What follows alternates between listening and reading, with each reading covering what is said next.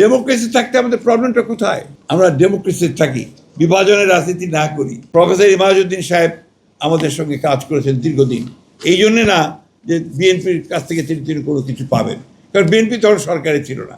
BNP তখন গণতন্ত্রের জন্য লড়াই করছে এখন। নন ইনভার্টার এসির দামে ঘরে আনুন বিদ্যুৎ সাশ্রয়ী ইনভার্টার এসি। এখন 1.5 ton my one inverter AC মাত্র 48,900 টাকা পাওয়া যাচ্ছে মিনিস্টার শোরুমে। প্রফেসর ইমাজউদ্দিন সাহেবকে আমরা এই জন্যই সবসময় মনে রাখার চেষ্টা করি।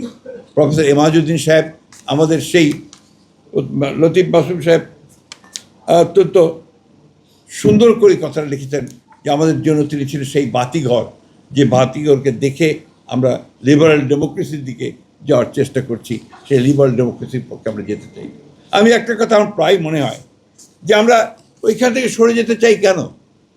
ডেমোক্রেসি থাকতে আমাদের প্রবলেমটা কোথায়?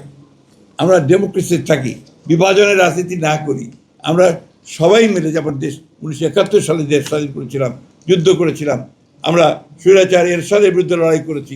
আবার 24-এ আমরা ফ্যাসিবাদের বিরুদ্ধে চূড়ান্ত লড়াই লড়ে আমরা ফ্যাসিবাদ মুক্ত হয়েছি, একটা গণতান্ত্রিক পরিবেশ সৃষ্টি হয়েছে।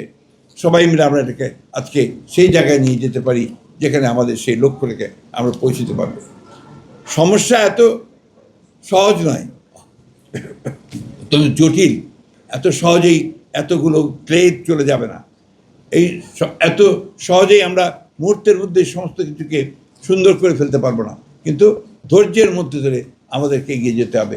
আজকে প্রফেসর ইমাজউদ্দিন সাহেবের যে আমরা বারবার সেই কথাই মনে করি যে তার দেখানো পথ, তিনি যে পথে চলতে চেয়েছেন গণতন্ত্রের পথে, যিনি লিবারেল ডেমোক্রেসির পথে, এবং সকলকে সঙ্গে নিয়ে সামনের দিকে এগিয়ে সত্যিকার একটা ডেমোক্রেটিক কান্ট্রি গড়ে তোলার ব্যাপারে সেই দিকে আমরা এগিয়ে যাব।